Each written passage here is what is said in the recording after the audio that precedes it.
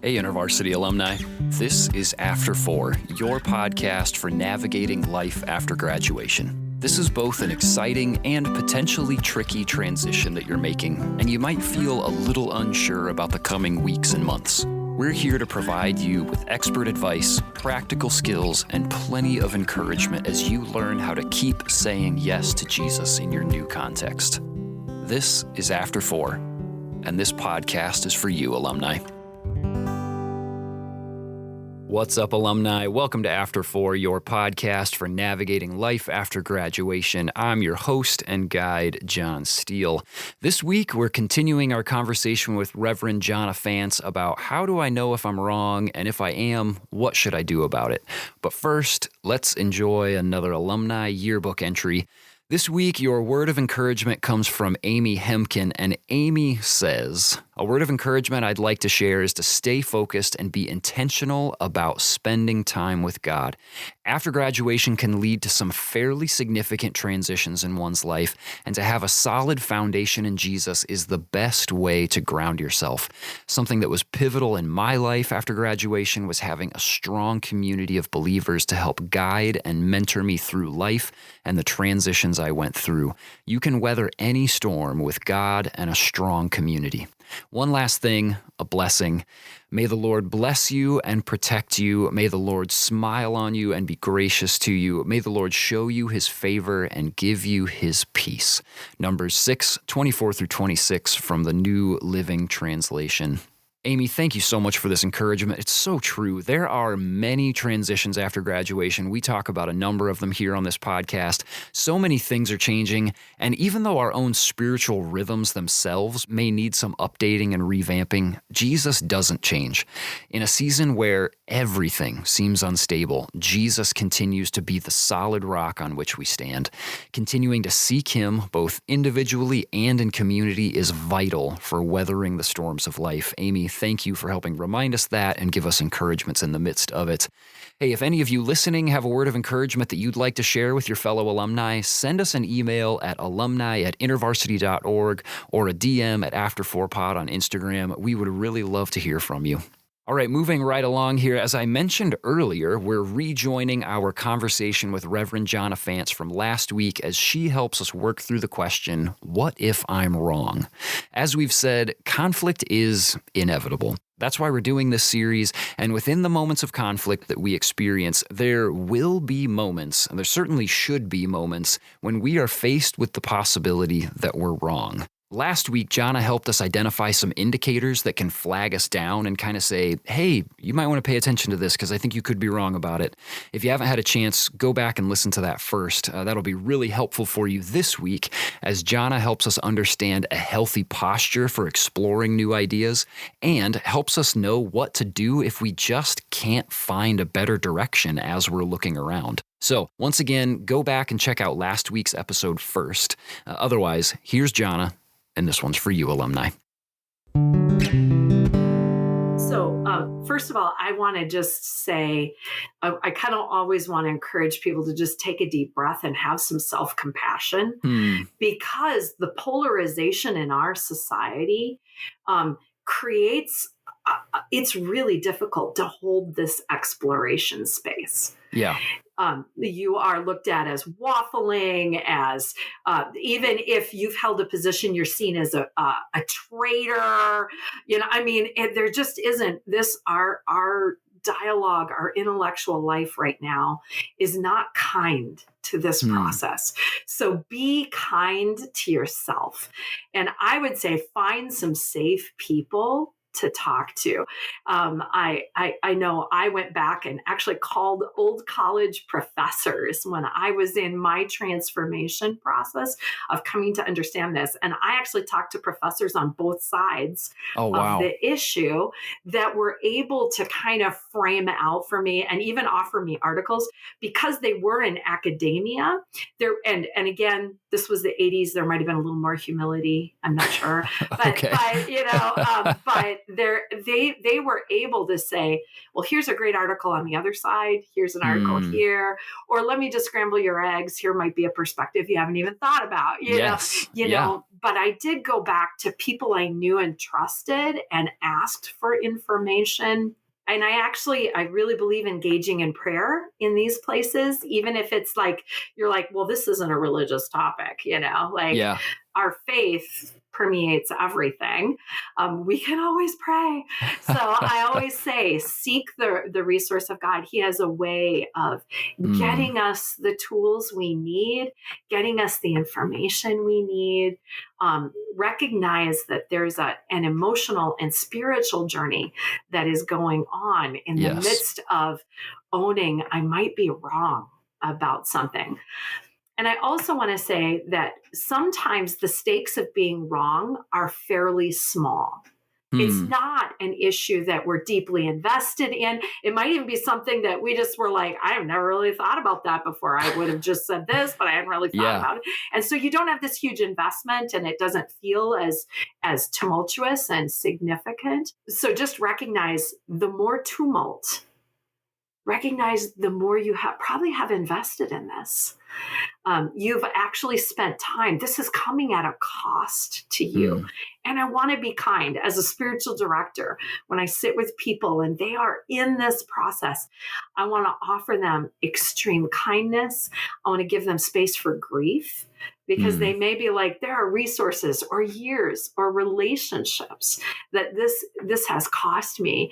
And I have to own the cost of that. I have to grieve the cost of that. Sometimes there's work to do where you go back and say, hey, I'm just firing off an email to you. Our friendship ended years ago, or we got in this huge argument and I feel like the way I handled that, I'm not proud of. Or, there can be a lot of like kind of reckoning with things, and sometimes not.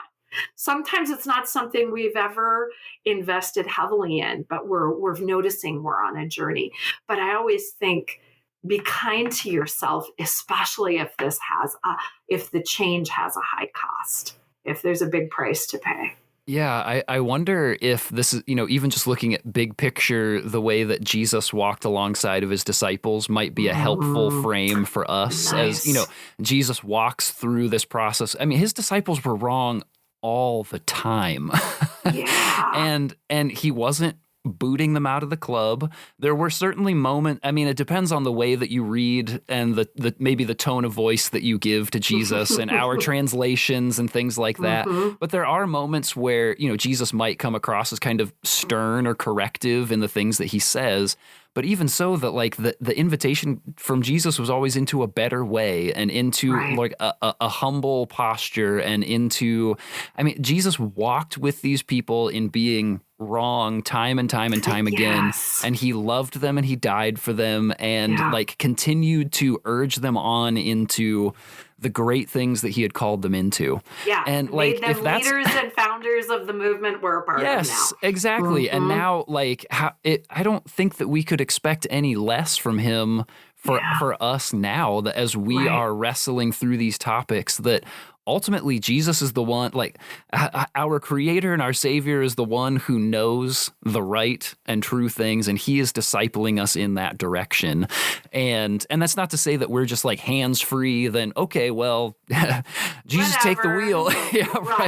But like we have work to do in the discipleship process, but that there is some element of recognizing God is in control as my heart is being developed through this process. It is such a grace. It can be such a grace-filled process. And one of the things that you'd mentioned, don't throw out everything you've ever believed. I'm like, be really careful about that. It feels like there's this, it's not unusual if you find yourself in one perspective that is versus another perspective that will flip.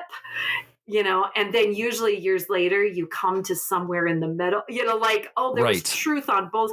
The fact that people hold both these views so passionately means there's probably something to both those views. And so I think it's a really wonderful thing to be able to say, I don't know what I'm letting go of. I want to pay attention to things. There is going to be a letting go. There is going to be a letting come to me, that there's a Yes. grace to this process. God is at work in it. And we can just gently let that process, and don't be too fast. Let it go slow.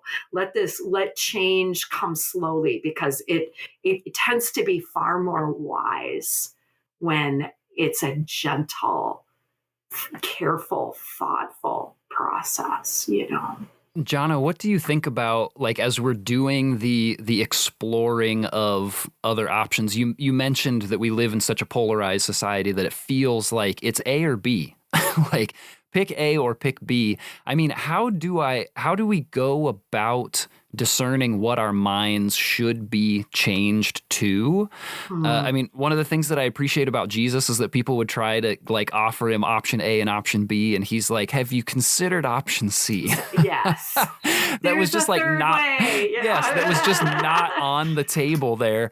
Right. I mean, how do we work through that process of of like discerning, is there maybe more than two options for me to consider? And as we start moving towards taking a position, whatever that might look like, I mean, what should our posture look like as we start to take up this new position that we're landing on? That's good. So, first of all, I guess I don't know if I'm answering the questions very directly yet, but I want to say that there are at least three friends in this process to really hold on to. One is humility. The more humble we can be, that's why I started out by saying, hey, everybody, do you know, sitting right now, you're wrong. You're wrong about something. It's not that you're wrong about everything, but you're wrong. Like if we can hold humility, that we have limitations. In fact, a great quote by Henry Schuckman, he wrote a book called The Art of Being Wrong. He says, peace and kindness have their best shot at establishing themselves when we accept our own inadequacy, when limitation and error becomes aspects of ourselves we can embrace rather than try to mask. Wow. I thought it was just a brilliant, that's the picture of humility, limitation, error. This is a part of who I am. I don't have to hide those things. I can say, wow, I have a limited understanding of that. There's so much I don't know. Or I believed this, and here's why. And now I think some of that is faulty, Yeah. So if we can hold on to humility in the midst of that process, without throwing everything out, but be humble and be open to and just accept, I'm sure I'm wrong about this, Yes. I always think that people, they imagine that first moment when we meet Jesus, when our life moves to the next life, and we stand in front of him, people are like, I think I'm going to drop on me. I think I'm going to give him a hug. And I think I'm going to say, I was wrong. Oh my gosh, I was so wrong, Yes. And then embrace and drop on my knees and worship and all those other things. But yes. I think that humility posture is a huge gift. Second posture is curiosity. Get curious about your own emotions. When you notice resistance, when you notice your antagonism, when you notice yourself calling the opponent's names in your head, get curious about that. Like, what's that about? Come up with lists of questions that you want to know more about in this in this process. So humility and curiosity. And then I always say a deep confidence in something other than yourself is really important. And that's where I think our faith serves us so well. Yeah. We don't have to be our own saviors. We don't have to be self-right. we believe in something beyond ourselves, something bigger, and our ultimate confidence lies there, so that I'm not digging in and building bunkers and putting up machine guns, because Right. my very Yeah. existence is at stake here. Actually, my confidence doesn't lie in what I think. My confidence lies in something beyond, although I think I'm right a lot. I don't have great confidence in that. I'm confident in something beyond myself. So I think Yes. those three can be great friends in this Yes. process: humility, curiosity, and that confidence ultimately in Jesus and in God, that he is at work in this world and in us. So. Yeah, which feels to me like that those are the friends to keep with us through this process, like you said. And then even if we feel like we've made it to the other side of that process, to maintain those things, because, so often I've noticed there are people that will flip to the other side of an argument, of an idea, and then they become almost, just like staunch, graceless evangelists for that position. Yes. And like no real even memory of where they came from, and it becomes very difficult. And I say people, me too. I'm sure, I am confident that if I sat here for 10 seconds and thought about it, there would be plenty of things that I've done exactly the same thing. And but that feels like a real thing to avoid is, okay, even if I feel like I've landed on a position that okay, I think I'm right about this, I think I've been led in a better direction here. Right. What does it look like for me to take up that thought, that behavior with humility? And curiosity. And with curiosity. And confidence in yes, God. And confidence in God, not confidence that finally I have found the right answer. I've found the right position on this topic. It's like, no, just like he was when I thought the other way, Jesus sits on the throne. Right. And what does it look like for me to continue examining and holding in tension the possibility and the likelihood that even here I'm wrong about something? There's still stuff to learn. Yeah.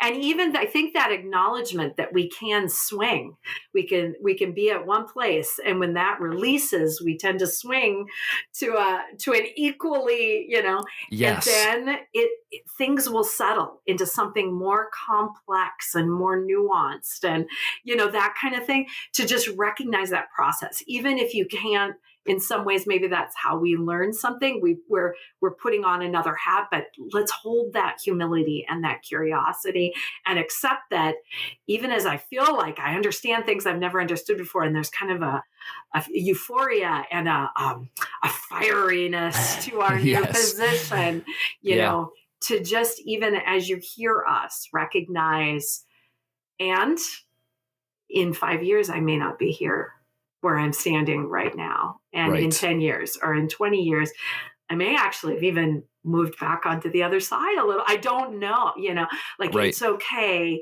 It's okay to go, this is why I believe what I believe right now, but my confidence isn't rooted in, finally, I understand an incredibly complex issue that all of humanity has been debating for thousands of years. And now I understand it entirely and completely. And try to stay away from, and I understand it. It's this longing for certainty, we're longing for certainty. Certainty feels safe. And I think that, in some sense, once we've moved off a position, one of the things we lose, and I have to help people grieve, is certainty. So I have now a different perspective, but I know I was somewhere else. And I don't feel like I can stand here with the same certainty, that delightful, completely obliterating certainty. I can't stand there in that way, and I'm like, that's something to grieve, and you're closer to the truth now. Yeah. Yeah.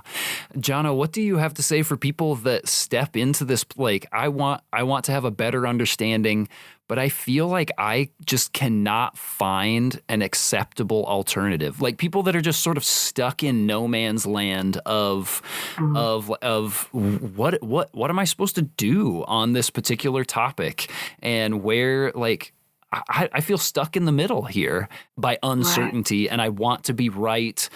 Again, not necessarily because of my own power, but I want to get this right in a humble way. I want to be right on this. And what would you say for people that are sort of stuck in that no man's land?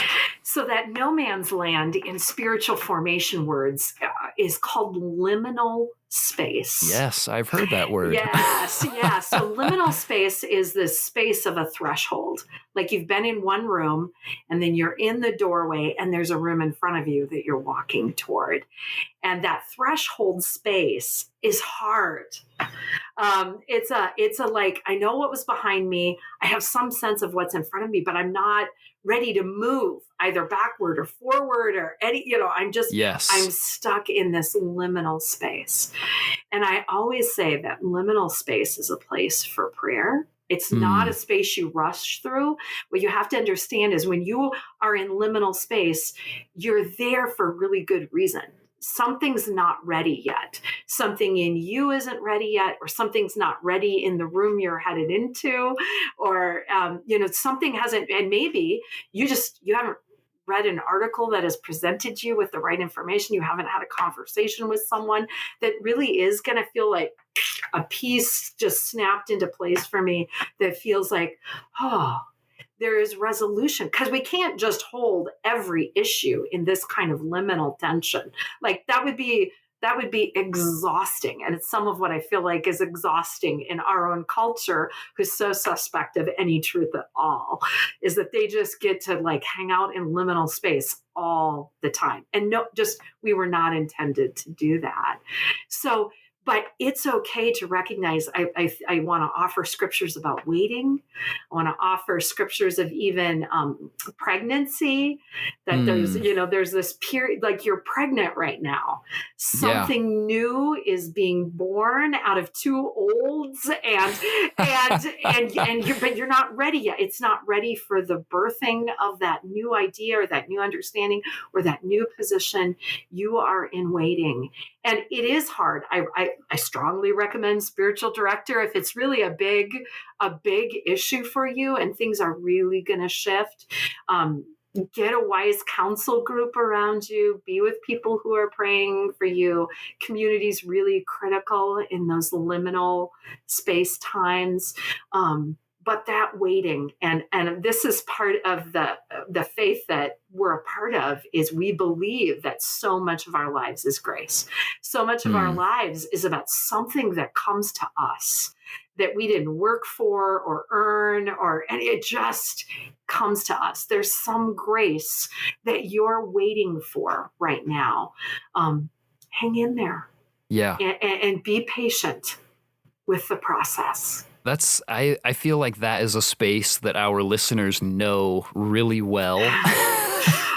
Having just come out of graduation and something, I understood my college rhythms, and now I have a sense of what my sort of work life, my church life, but there's still so much that I don't understand. And I feel like that giving that, that liminal space reference and mapping it out like that makes me say, this is a space that you're familiar with, alumni. Good. Now you're just translating it into changing your mind about something, and that it can't be rushed. It shouldn't be rushed. And what does it look like to just walk in step with the Spirit through that, engaging in prayer, engaging in quiet, continuing to learn, to ask questions.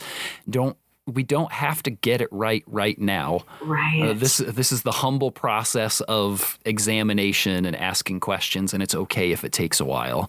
And I think that that's a really helpful frame that you provide for us there, Jonna. So thank you for that. Jonna, we've talked about like so many really great things here today, and if you don't have anything because you've already given it to us in the midst of this, that's totally fine. But do you have like a final pastoral word or an encouragement or a piece of advice that you would give for those first year of life after graduation alumni who are listening in today, as it relates to being wrong, changing your stance on something, and navigating this portion of conflict? Yeah. And so in some ways, I'm going to say something that's really kind of big and absolute here. Okay. but it comes within the framework of our current culture that is so polarized and so rooted in beating each other up with being right. And so here's what I want to say. Fall in love with being wrong. Wow. Fall in love with being wrong. Fall in love with, there's something new to learn here. There's a new place to go. I'm still developing. I'm still growing. That disconcerting feeling of I'm not quite, what if it's an adventure? What if it's a road trip that you're going to see things you never would have seen if you hadn't been wrong. You're going to come to understand some things. You're going to have a wisdom that those who weren't wrong about this will never have. So if I could offer you a piece of advice, fall in love with being wrong. That's so great. I love that, because in some ways falling in love with being wrong feels like you are falling in love with truth to some degree, because yes. Because if you are 100% certain that you are right, you're wrong. And it's falling in love with being humble, and it's falling in love with being curious, and it's falling in love with something that I have confidence in bigger than myself. Yes. It's a way of embracing those great companions on this journey. That is so great to see being wrong as an invitation into something bigger and something better than depending on myself and depending on an argument. And that is, I really like that. Jonna, thank you so much. That is super helpful. And it frees space for grace and for patience in the midst of not knowing and not understanding, of just saying, if I'm wrong about something, it's okay. Like the Lord's going to work in me. We're going to work together in this process. Jonna, you have been incredibly helpful. I'll be honest, this is one of those conversations that I invited somebody to have with me that I'm like, I have no idea how this is going to go. I don't know. I have no idea what we're going to cover here, if it's going to make any sense, because some of this can feel just very nebulous and difficult to know how to pin down. And I think you have really done a fantastic job of helping putting some handholds, a word that you've used before, to something like this process that I think every single one of us, whether you're a first year after graduation alum or I graduated 100 years ago and I've never heard of InterVarsity, but I found this podcast. Like, whoever you are that's listening, this is a skill that we all need to keep developing. And Jonna, I feel like you've helped make it feel that much more tangible for us to be able to do that well. So thank you so much for your time, and thanks for your investment in our alumni. And for hanging out. This has been a lot of fun. Oh, well, John, thanks for having the courage of bringing up such a nebulous topic. And who knows where this could go very badly. Yes. And you just went ahead. So thank you for that. And thanks for the invite. What a pleasure. Okay, be honest with me. Did you ever think that you'd hear someone encourage you to be okay with, let alone fall in love with, being wrong? That just feels so antithetical to what I've always known. But it seems to me that there's so much wisdom in this statement. Growing more and more comfortable with the possibility of being wrong about something means that we're open to growth and change. It means that we're teachable and willing to follow the Lord's discipleship in our lives. And as Jonna says, it continues to cultivate humility, curiosity, and confidence in God rather than confidence in a particular stance that I hold. It doesn't mean that we abandon everything that we've ever thought to be true, but it does mean that we hold those things with an open hand and we say, this is what I think, but it's possible I'm wrong, and I'd like to keep learning and even change my mind if that's what I need to do. That sounds like the posture of a person who's focused on following Jesus' leadership and loving the people that they come into contact with. And I think that's exactly who we want to be, alumni. Jonna, thank you so much for joining us for these last 2 episodes. To quote you, you've scrambled my eggs a couple of different times, and you've provided us with some really thoughtful insights to bring with us as we navigate conflict. Thank you so much, Jonna. I'm really grateful for you. Alumni, come back next week as we jump into the exact opposite end of the spectrum in this conversation, and we ask the question, when we find ourselves in conflict, is it possible for both of us to be right? Well, let's find out next week. Until then, thanks for tuning in, and I will see you in the after, alumni. Hey, thanks so much for joining us today, alumni. If there was anything that you learned, really enjoyed, or that encouraged you from today's episode, would you send us a DM or tag us in a story? We'd love to hear about it. You can find us at After4Pod on Instagram and Facebook. And if you haven't already, take just a second to unlock your phone and subscribe to the podcast. If your platform lets you, leave us a rating and a review.